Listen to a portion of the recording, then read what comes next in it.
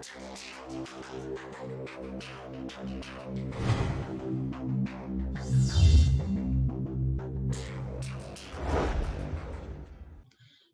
samil alim minasyaitonir rajim. Bismillahirrahmanirrahim. Assalamualaikum warahmatullahi wabarakatuh. Hamdan wa syukran lillahi wassalatu wassalamu ala rasulillahi amma ba'd. Alhamdulillah rabbil alamin. Kesempatan kali ini kita masih melanjutkan pada pertemuan ketiga kita, yaitu tentang aturan interpretasi teks menurunkan hukum dari sumbernya. Pada kesempatan kali ini kita akan membahas di posisi yaitu teks yang jelas dan teks yang tidak jelas. Ini adalah bahasan yang terakhir dalam bahasan kita di pertemuan ketiga. Baik, langsung saja. Ketika kita melihat dari pengambilan hukum dari aspek lafaznya, maka di sini ada lafaz dari kejelasan artinya. Jadi artinya bisa langsung dimengerti jelas seperti itu. Maka ini terbagi menjadi 5. Ada nas, ada dhahir, ada mujmal, ada mufassar, ada muhkam. Jadi kita akan mempelajari 5 hal ini, dan nanti juga kita akan pelajari dari segi ketidakjelasannya. Nah, itu seperti apa kesamarannya dan sebagainya. Baik, kita masuk yang nas. Apa itu nas? Nas ini yang dimaksudkan bukan dari nas-nas Al-Qur'an ya, atau dalil-dalil sumber syarak berupa Al-Qur'an sama hadis. Tapi ini merupakan atau bukan pula dari maksud pendapat-pendapat aqwal dari mujtahid dalam fikih. Tapi ini merupakan kedudukan lafadznya dari segi kejelasan artinya. Jadi bukan nas-nas yang dimasukkan adalah dalil-dalil berupa Al-Quran atau hadis. Itu disebutkan apa secara terminologis? Kalau kita melihat maknanya adalah membuka atau menjelaskan. Nasun itu artinya membuka dan menjelaskan. Tapi kalau secara terminologinya maksudnya apa? Madalla ala ma'nahu dalalatan la tahtamilu ta'wil. Yaitu lafaz atau segala sesuatu lafaz yang menunjukkan artinya sebagai dalil yang tidak ada kemungkinan untuk ditakwil. Madalla ala makna yang menunjukkan maknanya dalalatan la tahtamilu ta'wil, yang mana tidak mencakup atau tidak ada di dalamnya, tidak mengandung di dalamnya takwil, tidak bisa untuk ditakwil. Jadi tidak mungkin untuk ditakwil. Contoh surat Al-Baqarah 275, wa ahallallahu al-bai'a wa harrama riba. Maka secara nas ayat ini bertujuan untuk menyatakan perbedaan antara jual beli dan riba. Jadi sudah gamblang sekali bahwasanya ada jual beli, ada riba. Yang ini memang berbeda. Wa ahallallahu al-bai'a wa harrama riba. Maka artinya sudah gamblang, sudah jelas. Setelah itu yang kedua adalah dhahir. Apa itu dhahir? Sesuatu yang sudah jelas. Sedangkan secara terminologis apa? Lafaz yang mengandung dua kemungkinan makna namun salah satu di antara keduanya lebih jelas. Jadi dibilang ma'ihtamala ma'nayaini huwa min ahadihima huwa fi ahadihima adhar. Jadi ada kemungkinan mengandung dua makna, tapi dhahirnya atau lebih gamblangnya atau lebih kemungkinan yang lebih jelasnya itu ada satu. Menurut jumhur ulama menyatakan, jumhur usul fiqh menyatakan seperti dikemukakan oleh As-Subki, Ibnu Subki, berarti lafaz yang menunjukkan suatu pengertian yang hanya sampai ke tingkat dhanni atau dugaan keras. Artinya dimaksud dengan makna dhahir dari suatu lafaz adalah makna yang cepat ditangkap dari mendengar lafaz itu. Namun masih ada sedikit kebolehjadian pengertian lain selain pengertian yang telah ditangkap. Ya, contoh misalkan ini di surat Al-Fat ayat 10, yadullahi fawqa aydihim, tangan Allah di atas tangan mereka. Nah, ini maksud secara dhahir yadullah di sini ya tangan. Tapi karena itulah kata ini dibentuk dengan mulanya. Namun ada kemungkinan bahwa yang dimaksud bukanlah makna dhahirnya itu, tetapi makna yang lain, yaitu berupa kekuasaan. Yadullahi fawqa aydihim. Jadi ini apa namanya? Secara makna yadullah tangan Allah, tapi bisa kemungkinan tersirat dengan makna yang lain. Makna tersirat ini baru boleh difungsikan bila mana didukung oleh dalil seperti yang akan dijelaskan nanti dalam pembahasan takwil. Maka perlu dijelaskan takwilnya, karena ternyata di sini kalau kita melihat keterangan itu terkait tentang perjanjian. Yadullahi fawqa aydihim, dan di sana nanti ada sulh Hudaybiyah dan sebagainya. Maka orang-orang berjanji setia, maka biasanya mereka berjabat tangan. Nah, jadi di sini ada satu kisah melatar belakangi terkait tentang ayat ini, yaitu orang-orang yang berbaiat berjanji setia maka berjabat tangan. Maka cara berjanji setia ini dengan Rasul, maka meletakkan tangan Rasul di atas tangan orang-orang yang berjanji tersebut. Maka yadullah fawqa aydihim di sini kita melihat keterangan-keterangan muncul dari apa yang di belakang itu. Maka bisa jadi makna yadullah fawqa aydihim juga artinya adalah kekuasaan di situ. Kenapa? Karena tidak mungkin dalam artian tangan di sini diartikan sebagai mana tangannya manusia, maka waliyadzubillah, maka tidak boleh, itu haram, namanya tasyabbuh, mentashbihkan Allah, maka haram, tidak boleh. Laisa kamitsli syai', dan Allah tidak seperti apapun itu. Maka ini ada yang memberikan makna yadullah fawqa aydihim, ya terserah, artinya yadullah tangan Allah, tapi wallahu a'lam. Wallahu a'lam artinya yaitu wallahu a'lam, Allah yang lebih tahu muradihi, seperti itu. Nah, ada yang memberikan makna yadullahi fawqa aydihim adalah kekuasaan Allah Subhanahu wa taala. Maka menurut ulama usul fiqh, kaidah yang berlaku di sini adalah setiap lafaz dhahir harus dipegang makna dhahirnya selama tidak ada petunjuk bahwa maksud pembicaraan adalah makna yang tersembunyi tersebut. Nah, maka kita memakai yang makna dhahir, terus bisa juga dengan makna yang tersembunyi dengan ada keterangan-keterangan dalam riwayat-riwayat tersebut. Selanjutnya adalah mujmal. Nah, mujmal secara etimologis, mujmal ini sesuatu yang tidak jelas dan sesuatu yang tidak jelas dan menggabungkan. Sedangkan secara terminologis, mujmal lafaz yang tidak diketahui maksudnya kecuali dengan bantuan lafaz lain. Atau ma yatawaqqafu fahmul murad minhu ala ghairihi imma fi ta'yinihi au bayani sifatihi au miqdarihi. Jadi terkadang juga ada aspek ketentuan sifat dan kadarnya juga. Nah, contoh misalkan di surah Al-Baqarah 43 ini ya. A'udzubillahi samil alim minasyaitonir rajim wa aqimus sholata wa atuz zakata warqau marraqib. Maka dia mujmal. Mujmal yaitu perintah salat yang sifatnya mujmal, global, tidak secara detail. Karena tidak dijelaskan bagaimana tata cara salatnya, sifat-sifatnya bagaimana. Perintah zakat juga masih mujmal. Zakatnya bagaimana, berapa takarannya, maka di sini disebutkan sebagai mujmal. Nah, ini dinyatakan sebagai mujmal. Selanjutnya mubayyan, yaitu apa mubayyan itu? Mubayyan artinya adalah ma yufhamu al-murad minhu imma bi aslil wad'i au ba'da tabyin. Kalau secara etimologis maknanya yaitu sesuatu yang menjelaskan atau menerangkan, mubayyan, bayanun mubayyan. Sedangkan terminologis yaitu apa? Lafal yang dapat dipahami maksudnya terkadang dengan makna aslinya atau setelah dijelaskan maknanya. Kayak contoh misalkan terkait tentang surah Al-Baqarah 43, yaitu terkait tentang zakat. Ini bagaimana zakat? Maka diterangkan dengan kalimat yang lain, yaitu fima saqat sama wal uyun al-ushru wa fima suqya bin nudhi nisful ushr. Contoh hadis yang ini yaitu apa? Pada apa-apa hasil pertanian, fima saqat as-sama, apa-apa dari hasil pertanian yang apa? Yang diairi dari air hujan atau langit, wal uyun dan juga mata air, itu al-ushru, yaitu ushru. Ushru itu 1/10. 1/10. Wa fi ma suqiya bin nudhi, apa-apa yang diairi dengan nudhi. Nudhi itu biaya. Artinya biaya diupayakan. Nisful ushr, yaitu setengah dari 1/10, artinya ya 1/5. Nah, seperti itu. Jadi ada keterangan menerangkan akan dari maksud zakat yang diterangkan itu. Contoh yang lain, sekarang masuk ke mufassar.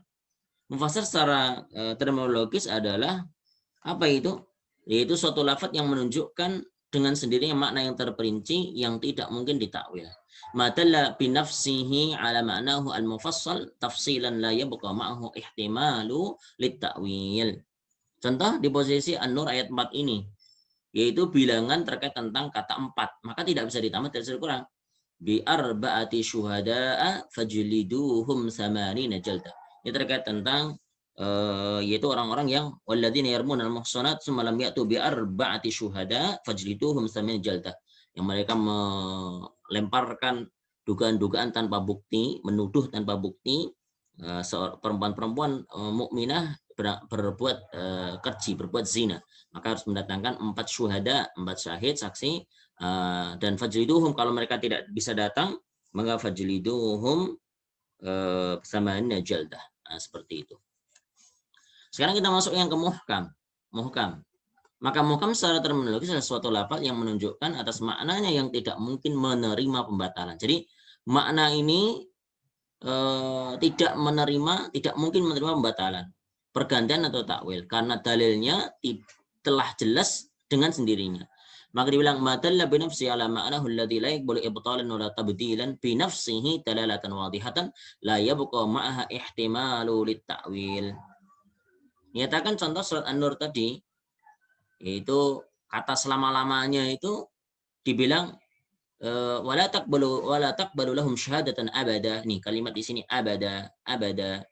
Ini dinyatakan menunjukkan bahwa tidak diterima kesaksiannya itu berlaku untuk selama-lamanya. Dalam arti tidak dapat dicabut. Jadi ini muhkam, sudah saklek gitu. Nah, ini kan kasus yang tadi kita sebutkan.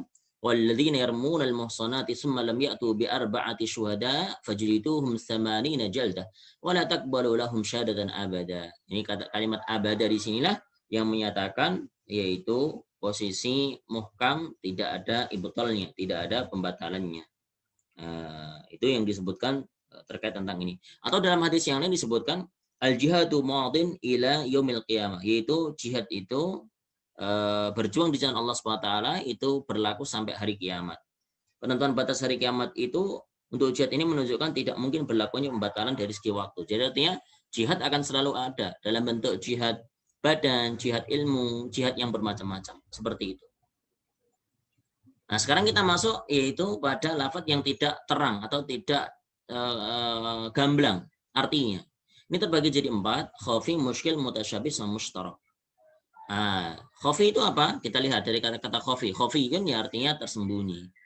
Secara terminologis adalah lafaz yang menunjukkan maknanya sebagai dalil yang jelas, tetapi dalam praktik maknanya atas bagian suatu satuan mengandung kesamaran yang membutuhkan kepada analisa atau pemikiran. Jadi lafaz ini tuh maknanya sebagai dalil yang jelas, tetapi pada praktek maknanya sebagian satuan itu mengandung kesamaran. Maka perlu namanya analisa dan pemikiran. Kayak contoh misalkan surat Al-Maidah ayat 38 terkait tentang kalimat as-sariq, yaitu Bismillahirrahmanirrahim, was-sariqu was-sariqatu faqta'u aydiyahuma jazaa'an bima kasaba nakalan minallah.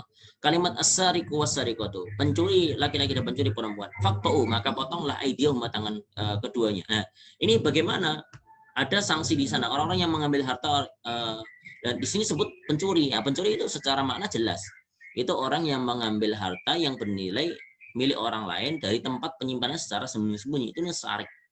Nah, sekarang kata sarik ini mempunyai makna yahtamil terkait tentang makna-makna yang di atasnya atau di bawahnya. Contoh misalkan di bawahnya pencopet atau begal.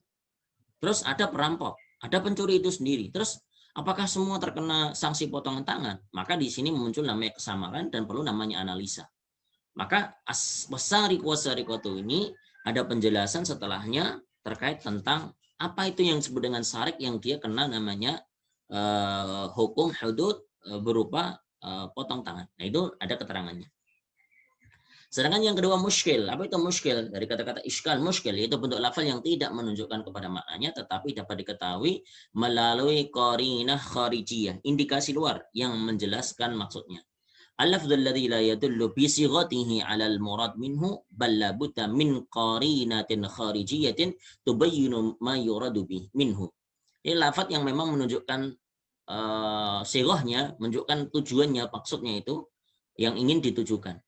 Tapi la budda min qarin, tapi wajib untuk ada namanya qarinah, indikasi-indikasi kharijiyah yang luar, tubayyin, yang menerangkan ma yuradu minhu, apa yang diinginkan, apa yang dimaksudkan dari kalimat tersebut. Contoh misalnya kalimat quru ya. Di sini wal mutallaqatu yatarabbasna bi anfusihinna thalathata quru. Kalimat quru di Al-Baqarah ayat 228 yaitu ada makna yang ganda. Ada yang haid, ada yang suci. Ulama-ulama menyatakan dari Madinah, Hijaz, dan ada yang Irak itu mempunyai makna yang berbeda. Ada yang haid, ada yang suci. Maka artinya ganda tersebut menghasilkan hukum yang berbeda karenanya lafaz tersebut termasuk kalimat muskil. Selanjutnya adalah mutasyabih. Apa itu mutasyabih? Mutasyabih dinyatakan lafaz yang tidak ditunjukkan oleh lafaznya itu sendiri kepada maksudnya dan tidak terdapat indikasi luar yang menerangkannya. Jadi tidak menunjukkan kalimat langsung, terus tidak ada indikasi juga, tidak ada qarinahnya juga. Hanya Allah yang mengetahuinya dan lafaz tersebut tidak bisa diinterpretasikan. Maka ini ada yang memang susah untuk diinterpretasikan, hanya Allah SWT dan sedikit sekali orang-orang yang mengetahuinya. Tapi di sini dimaksudkan lafaz yang tidak bisa diinterpretasikan, dalam arti kan tidak bisa langsung cuma menduga-duga, karena sifatnya donni nanti. Ada dua bentuk mutasyabih ini, yaitu dalam bentuk potongan-potongan huruf-huruf hijaiyah di awal surat. Yang kedua, ayat-ayat yang zahirnya Allah Ta'ala dengan makhluknya itu semisal. Jadi ayat yang secara zahirnya Allah Ta'ala dengan makhluknya. Jadi ini bagaimana? Ini namanya mutasyabih. Maka contoh misalkan di yang pertama kasusnya ini, yaitu terkait dengan alif lam mim, alif lam ra, kaf ha ya ain shad dan sebagainya. Ini maka makna-maknanya sifatnya biasanya tidak langsung kepada makna yang jelas, tapi maknanya biasanya kalau ulama mengartikan biasanya kalau cenderung wallahu alam bimuradi, Allah yang lebih tahu tentang muradnya, tentang maksudnya. Tapi ada ulama yang memberikan tafsir, yaitu adalah bentuk-bentuk susunan-susunan hijaiyah hijaiyah yang wajib untuk kita ketahui, susunan-susunannya seperti itu. Terkait tentang tadi yang contoh yang kedua, yaitu terkait tentang yatullahi fawqa aydihim. Ini secara zahirnya adalah tangannya Allah SWT, tapi di sini ada mutasyabih, yaitu kalimat-kalimat yang memang mutasyabih. Ada juga contohnya adalah wa yabqa wajhu rabbika dzul jalali wal ikram, surat Ar-Rahman ayat 27. Wa yabqa dan tetap kekal wajhu rabbika, yaitu wajah Tuhanmu, dzul jalali wal ikram, yang mempunyai kebesaran dan kemuliaan. Dan di sini punya makna-makna. Apa maksud di wajhu rabbika? Ini yang harus dijelaskan, dan ini memang mutasyabih. Maka berhati-hati ketika sudah masuk ke ayat-ayat yang mutasyabih. Yang terakhir adalah mushtarak. Apa itu mushtarak? Ma wudi'a li ma'nayaini aktsar bi awdha'in muta'addidatin. Lafaz yang digunakan untuk dua atau lebih dengan menggunakan yang macam-macam. Artinya bisa dua atau lebih.